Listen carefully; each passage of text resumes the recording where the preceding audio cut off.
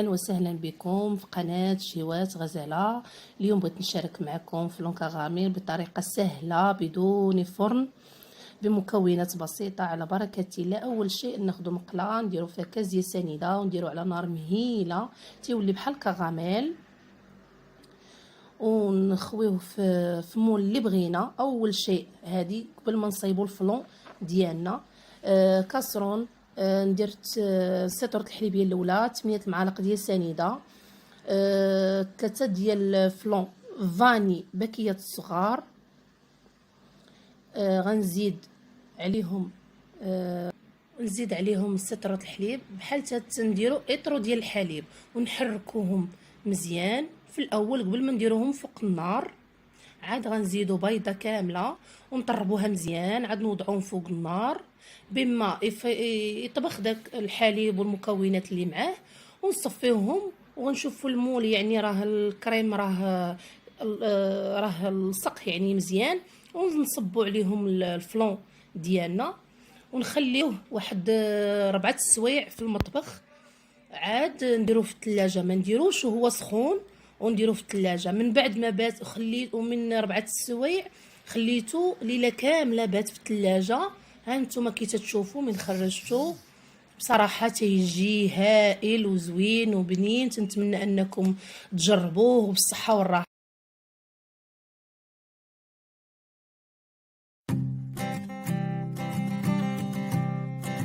السلام عليكم، مرحبا بكم معايا اليوم في قناة شيوات غزالة. اليوم بغيت نحضر معكم خبز منزلي بالقمح، بالدقيق القمح على بركة الله. خديت واحد 6 ديال الكيسان ديال القمح من دقيق القمح، نزيدو عليهم ملعقة كبيرة من الخميرة كيماوية، نزيدو عليهم ملعقه سنيده، وسنيده تبقى اختياريه، كل واحد لا بغيتي ديريها ديريها، ما بغيتوش ديروها ما ديروهاش. ناخذوا الماء يكون دافئ ما يكونش سخون، حيت القمح ما تيبغيش الماء يكون سخون بزاف، بحالو بحال السميد. تقريبا غندير واحد 5 كؤوس تاع الماء، وعاد غنشوف على حسب الدقيق. خلطهم جيدا،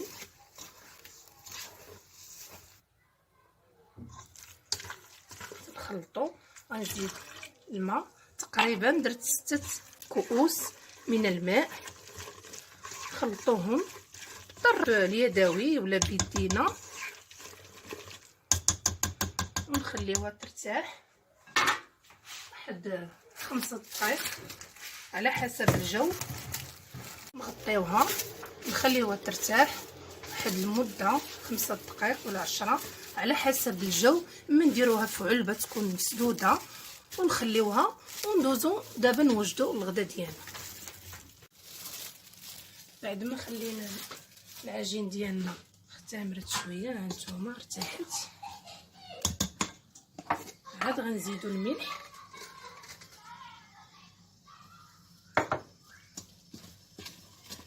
نخلطو جيدا، نزيدو الدقيق. تقدروا تزيدوا الدقيق الابيض ولا تزيدوا فينو، يعني لكم الاختيار. غير هو مع الدقيق الابيض تيجي زوين وتيجي رطب، ولكن الا بغيتو تستعملوا الدقيق تستعملوا فينو تستعملوه، لكم الاختيار. ونبقاو نخلطوهم، نخليهم يرتاحوا شويه تقريبا ديك. من بعد ما خلطنا الدقيق مع القمح ونخليهم يرتاحوا على حسب الجو 5 دقائق 10 دقائق، تبان لينا العجينه اختمرت مزيان. هاي بعد ما تخمرت لينا العجينه خليناها ارتاحت شويه، نحطوها في المكان اللي غنخدموا فيه. هي واخا تتبان لكم تتلصق، ولكن خاصها باش راه غتجي خفيفه. يعني الا تلصقت لينا وحنا يدينا تنديروا الماء.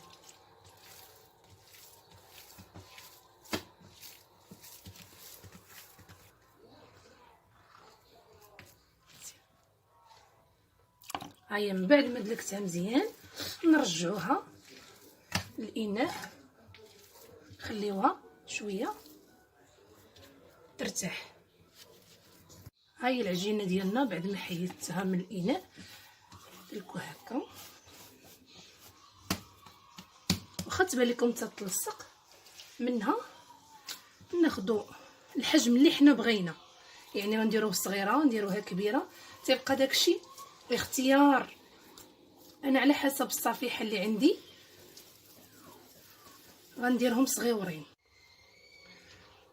انا درت دابا كره حطوها، ونفس الطريقه نعاودو نديروها بما نديرو نجمعوا العجينه كامله نكملوها. انا من بعد ما درت الكرات ديالي ندير عليهم شويه النخاله نديرها من الفوق، حيت نتا تبغي تكوري الكرات وديري النخاله تدير داك النخاله في داخل العجين تتجي بحال مدقصه. ونبدا نهز ونبداو نقرصوها يجيو صغيورين. اللي بغيتو ديروهم كبار ديروكم لكم الاختيار، كل واحد يدير الحجم اللي بغا.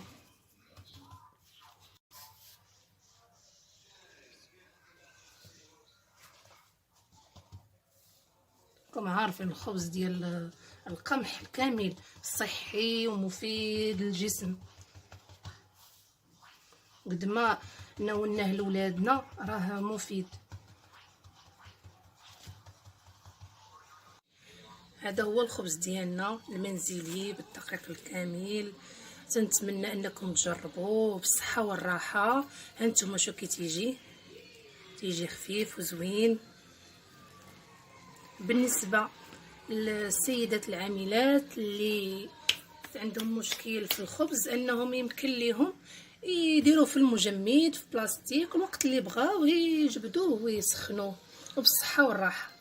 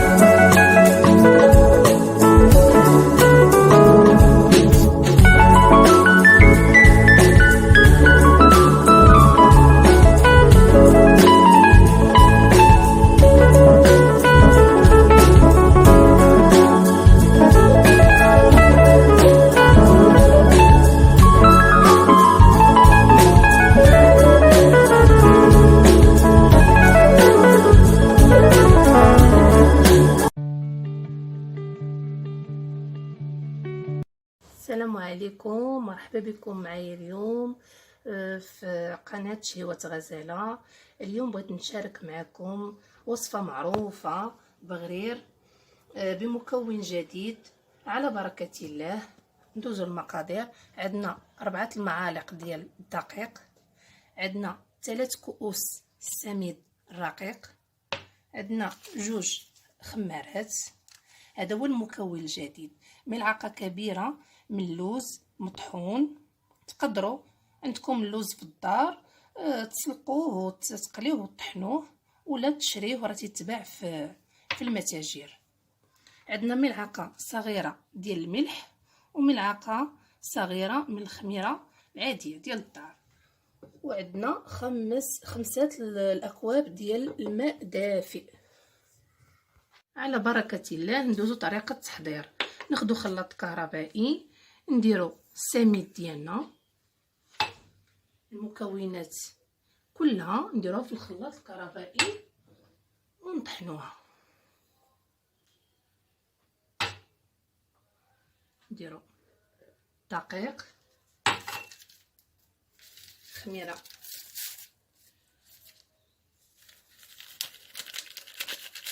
جوج،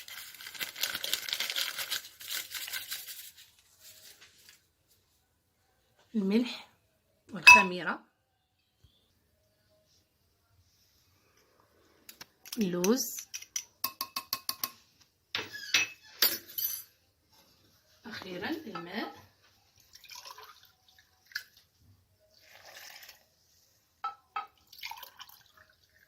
ونخليهم يطحنوا، ومن بعد نوريكم طريقة الطهي.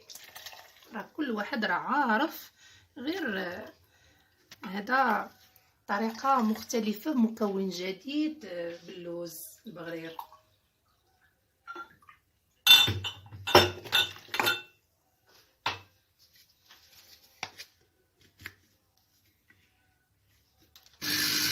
هو الخليط ديالنا بعد ما طحناه البغرير ونخليوه يرتاح، نغطيه واحد 5 دقائق وندوزو نطيبوه.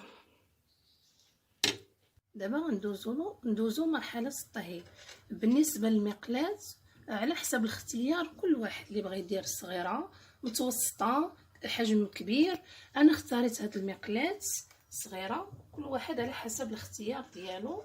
شعلوا عليها في الاول تتكون نار شويه، تتكون مجهده، من بعد غنقصوا.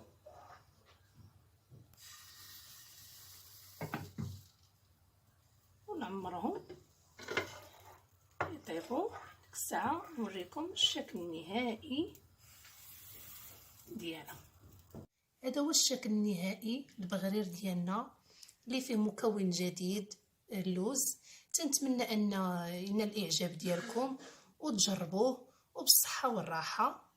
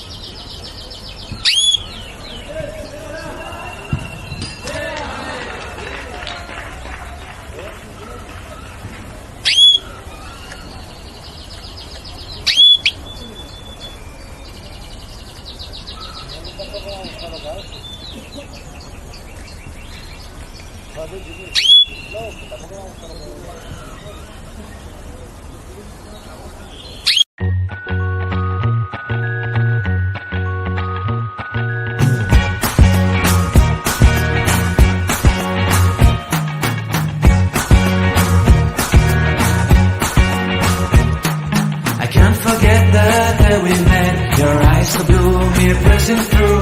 I can't forget the day we met. Your smile so bright, it made me swoon. Our love is like a summer's day, hot and endless in a magic way. Whenever I see you, all I can think is my summer love. Been waiting for you, my love. My summer love. Been waiting for you, my love. I can't forget the day we met. You look so fly in your red Corvette. Your hair, your look, your everything. When I see it all, I knew that you were mine. I'm in love with your hair, your lips, your silhouette in the moonlight shine. With my love, you won't ever be alone. My summer love, been waiting for you, my love. Completely a fool, been waiting for you, my love. Head over heels, I'm blinded by what I feel. My love is forever yours.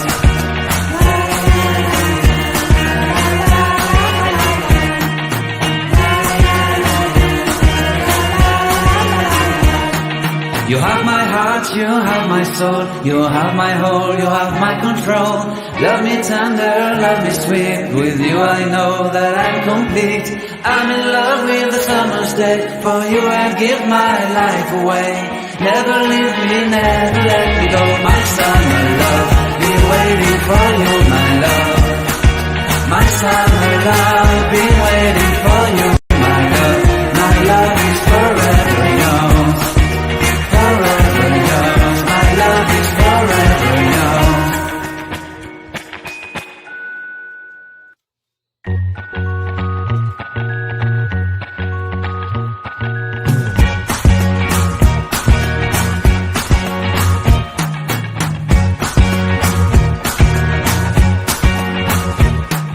I can't forget the day we met. Your eyes so blue, me pressing through.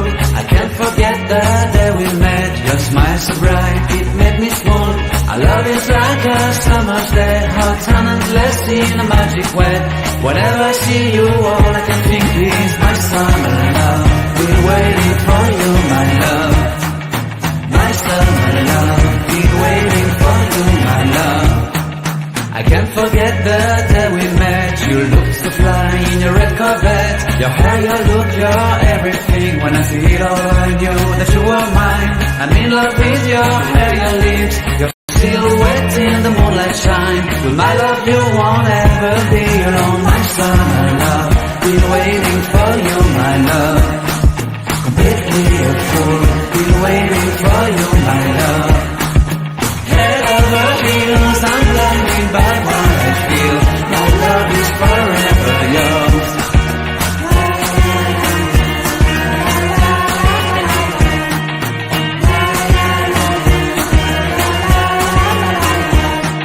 You have my heart, you have my soul, you have my whole, you have my control. Love me tender, love me sweet, with you I know that I'm complete. I'm in love with the summer's day, for you I'd give my life away. Never leave me, never let me go, my summer love. Been waiting for you, my love. My summer love, been waiting for you, my love. My love is forever yours. Forever yours, my love is forever yours.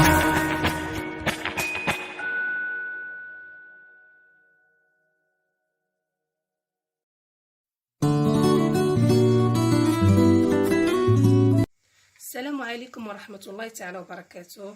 مرحبا بكم في قناة شهوة غزالة.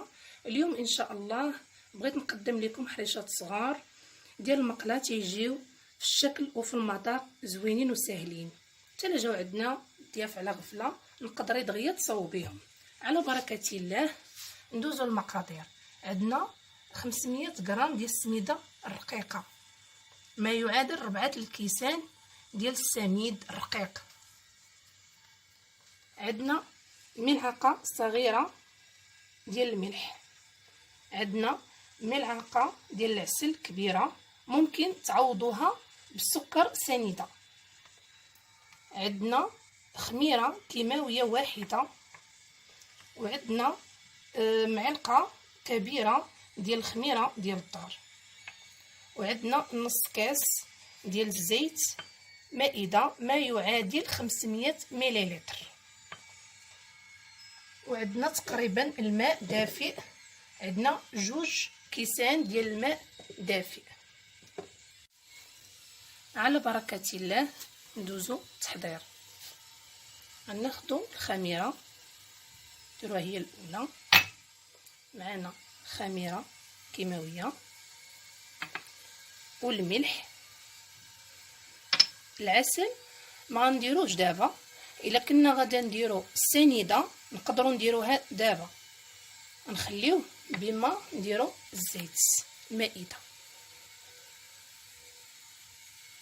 غنخدموا بيدينا نبسبسوا السميد مزيان.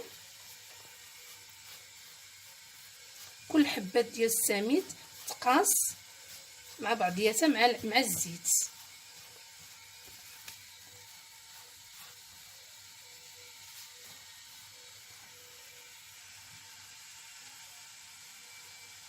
من بعد ما تجانست ليا جميع المكونات هانتوما كي تشوفوا، عاد غنزيد العسل. هاد العسل تيعطي واحد اللون ذهبي زوين. ولا بغيتوش تستعملوا العسل ما تستعملوش، ديروا بلاصتو سنيده في الاول كي قلت لكم. ونخلطوه مزيان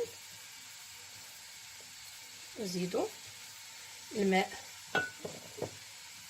2 كيسان ديال الماء دافين على حسب السميده ديالنا.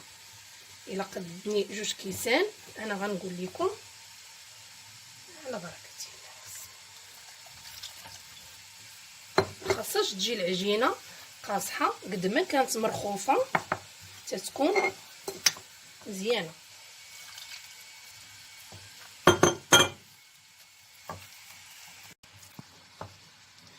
دابا من ما جمعتها واخا تبان لكم خفيفه غنخليوها ترتاح واحد 7 دقائق حتى 10 دقائق وندوزو مرحله الطهي. هاي العجين ديالنا بعد ما خمرات لينا نحطوها في بلاستيك. انا تنستعمل بلاستيك، تقدروا ديروا السميده، غير هي من تنديروا السميده بحال تجي شويه قاصحه بحال هكا. ونبداو نضغطوا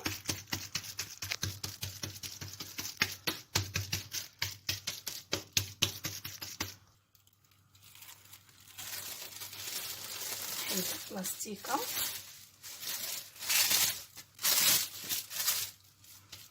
هاو نضغطوا بحال هكا، يعني متوسطه بين وبين.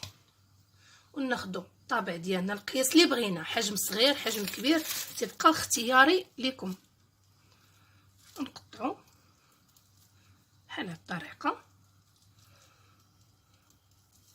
غادا على نفس الطريقه.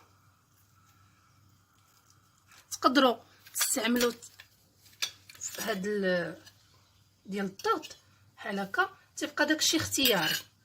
الا ما عندكمش تستعملوا غير هادي. نبداو نهزوها غير بشويه بشويه، واللي خافت تقدر دير السميد ديالها.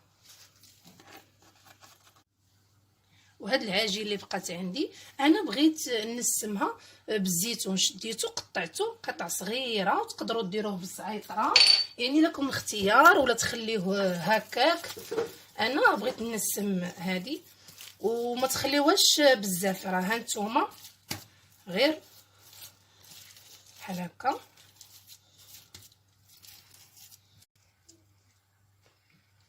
ها هي، ونفس الطريقه نقطعوا القطع اللي بغينا. هاد النسمه ديال زيت ديال الزيتون اللي بغيتو، تبقى اختيار.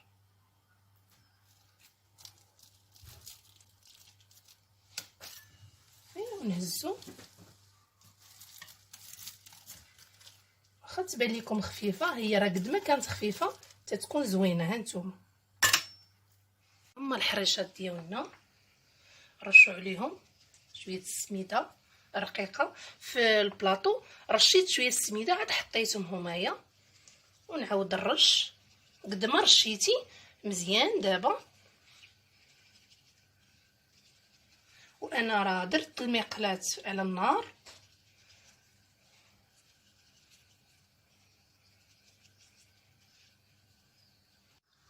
ونبدا نحط في المقلاة ديالي. تنهز الحريشه نسوسها باش ما تبقاش ديك السميده كثيره بزاف وتحرق في المقله. نبقى غادا على نفس الطريقه تنطيب الحريشات. هذا هو الشكل النهائي للحريشات ديالنا. تنتمنى ان نال الاعجاب ديالكم وتجربوهم، راه تيجيو زوينين خفاف وبالصحه والراحه.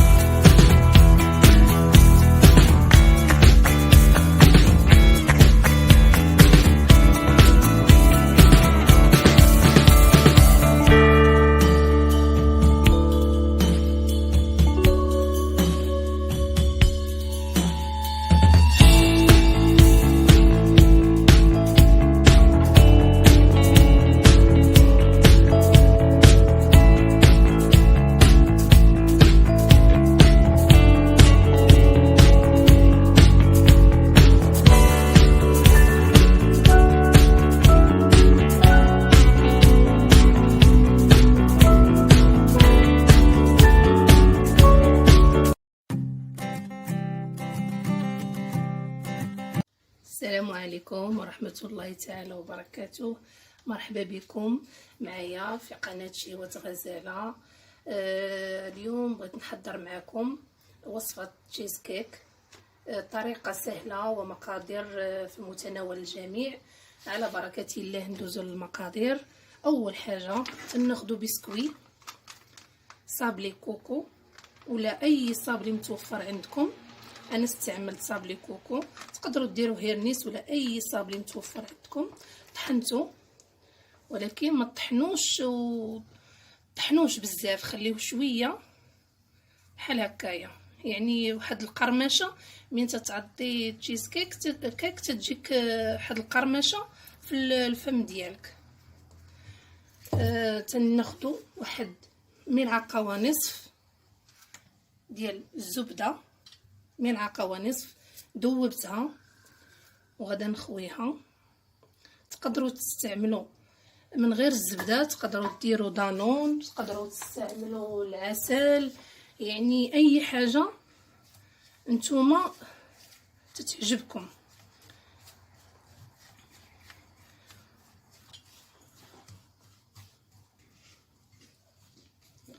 هانتوما كما تشوفوا بعد ما مزجت الزبده مع البسكوي غناخد الاناء اللي غنحضر فيه. تقدروا، انا درت شكل دائري، تقدروا ديروا اي شكل نتوما بغيتوه. ونخوي بسكوي داخل الاطار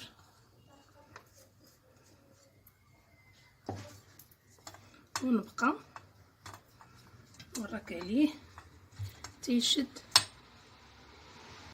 هانتوما كما ضغطت عليها مزيان باش يجي داكشي متساوي. ندخلوها للثلاجه باش تشد راسها مزيان، وندوزو لتحضير الحشوه الكريمه المرافقه. دابا غندوزو طريقه تحضير الكريمه ديالنا. علبه ديال جبلي، عندنا كريم شونتيي، عندنا كاس الحليب بارد نكونوا درناه في الثلاجه واحد ساعه المكانه، عاد غناخذو نخدمو به. وعندنا فاني، اللي عنده ساشيه ديال الفاني يستعملو، واللي ما عندوش انا عندي فاني غبره غنستعمل فاني غبره. على بركه الله غناخذ كاس الحليب وغنطرب به لا كريم شونتيي.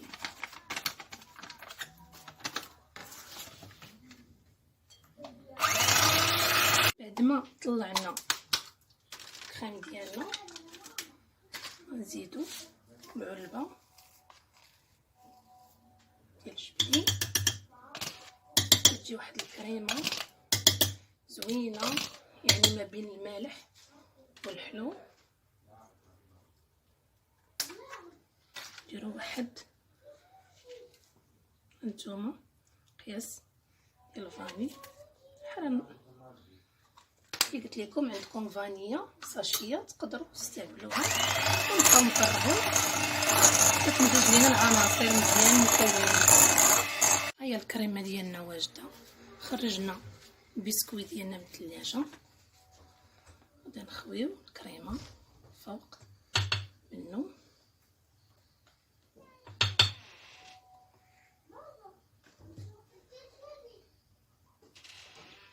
نروح للجوانب كامله ونبقى قاد الكريمه ديالي باش تجي متساويه كامله، وندخلها للثلاجه تبرد. عاد ندوز نصيب الكريمه من الفوق. غنديروا واحد كاس ديال سنيده ونخليوه يذوب، ما نحركوه ما والو. شوف هانتوما كي تشوفوا الكريم كراميل ديالنا هاو وجد لينا، راه ما حركتو ما والو. غنزيد عليه دانون طبيعي، كي نطفي النار وغنخويه.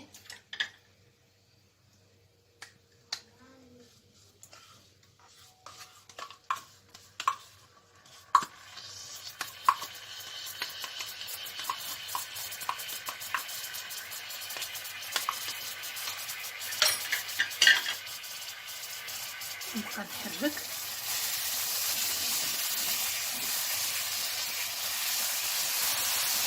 واخا يبان لكم كريم كراميل ديالنا بانت لكم بحال هكا مكوره، ماشي مشكل. كي غنحرك انا غنبقى نحرك مزيان.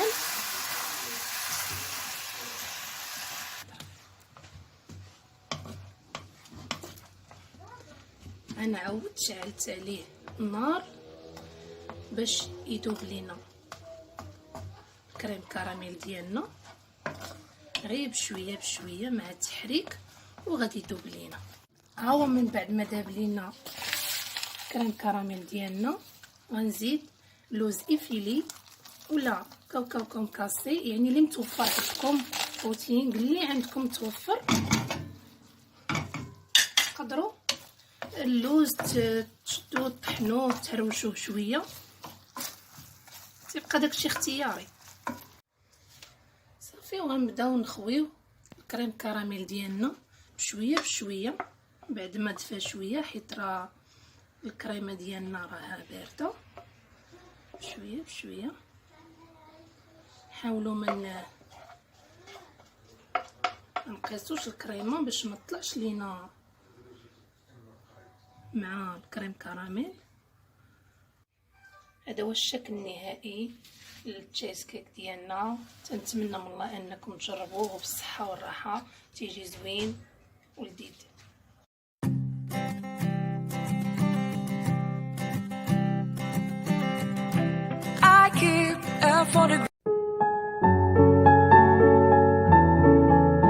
السلام عليكم، مرحبا بكم معايا في قناه شهوات غزاله.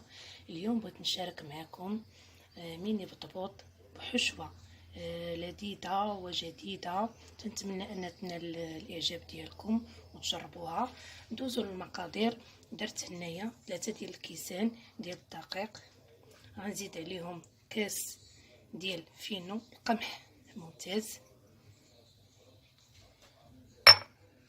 ندير 2 معالق ديال الخميره ديال الدار،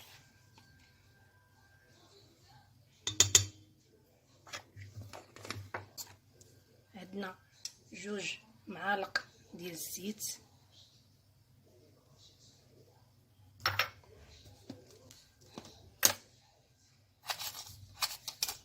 نصف ملعقه سنيده،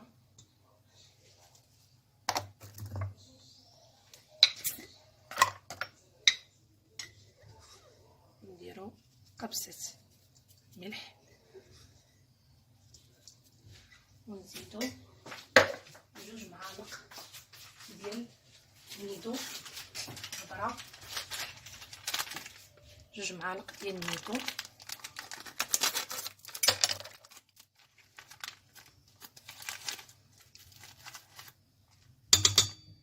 تبقى اختياري، بغيتو ديروه تستعملوه، ما بغيتوش ما تستعملوش. ونحركو مكونات مزيان، ونزيدو الماء يكون دافئ شويه، تقريبا نقولوا 2 كيسان ديال الماء ديال العنبه، ولكن راه دائما على حساب الدقيق. يدي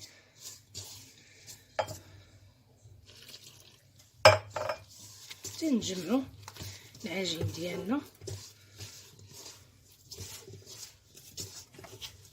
بعد ما جمعت العجينه ندلكوها مزيان، متكونش قاصحه بزاف، نبقاو ندلكوها كل واحد كيفاش يديروها في العجانه، ولا تبقاو تدلكوها بيديكم بحال هكا، ونخليوها ترتاح واحد 10 دقائق تولي مرخوفه العجينه. هانتوما تشوفوا العجين ديالنا، هانتوما كي خفيفه. رانا زدت نص كاس، يعني بحال الماء تقريبا 2 كيسان ونصف ديال الماء، وغندهنها بشويه الزيت ونخليها ترتاح. غندوزو دابا هي الحشوه. درت في المقلاة 3 المعالق ديال زيت المائده. عندنا بصله كبيره، قطعه صغيره.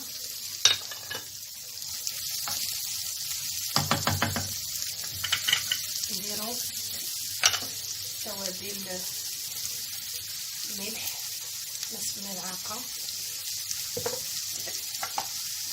ملعقه من الابزار، فلفل اسود،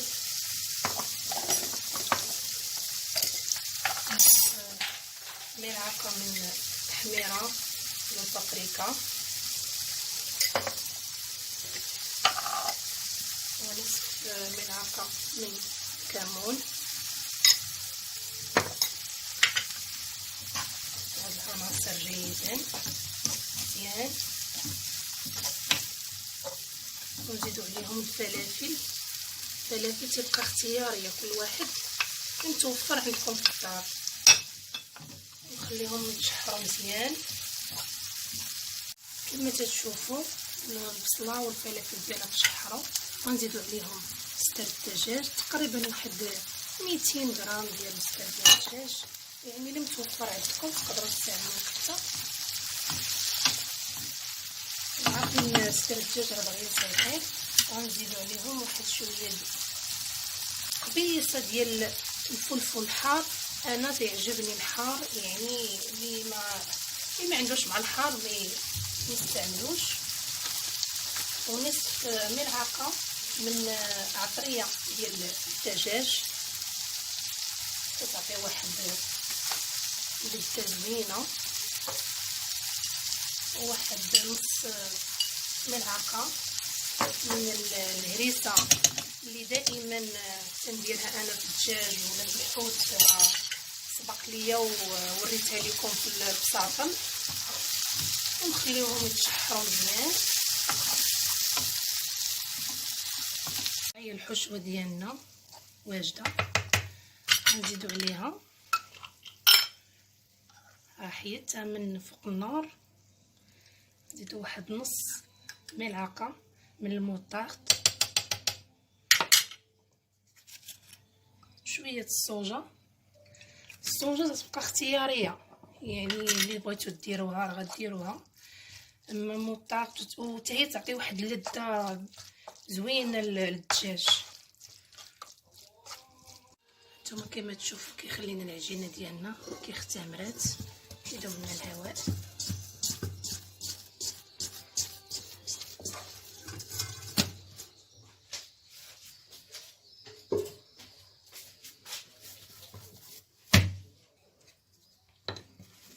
رشيت شويه ديال القمح، نسرحوها. خصنا نخليوها شويه رقيقه، نخليوهاش غليظه.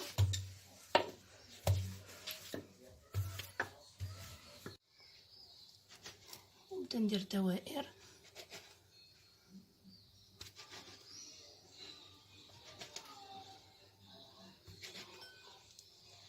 انا ما خليتهاش غليظه، راه خليتها رقيقه.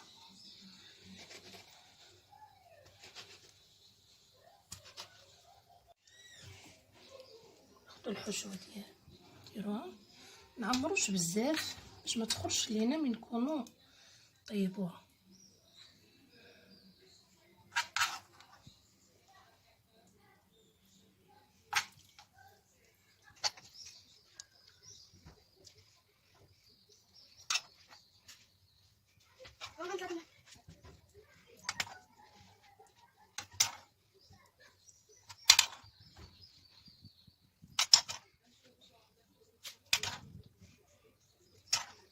زيدوا عليهم فرomاج، ديروا فرماج موتزاريلا.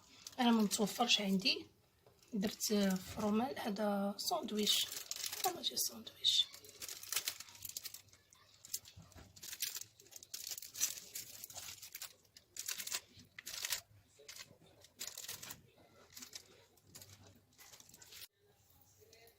نهزو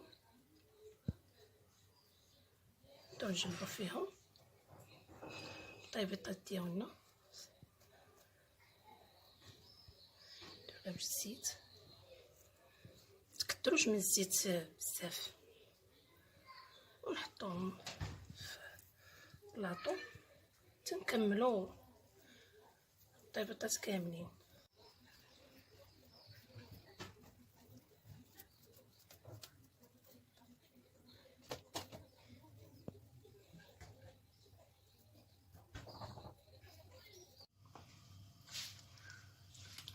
ندهنو المقله ديالنا بشويه الزبده.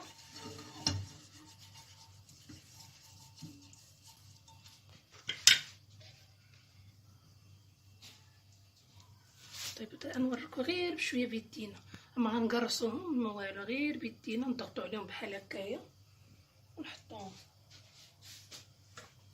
ولا عندنا هادي نضغطوا عليها بحال هكا.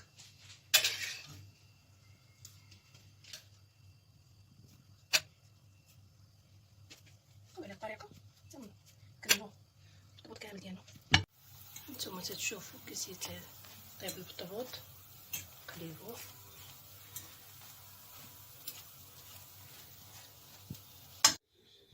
هذا هو الشكل النهائي الميني بطبوط ديالنا. تنتمنى انه يعجبكم بالصحه والراحه، وتنتمنى انكم تجربوه بمناسبه دخول شهر رمضان. الله يدخلوا علينا بالبركه والمغفره. شو كي تيجي البطبوط فرماج بالصحه والراحه.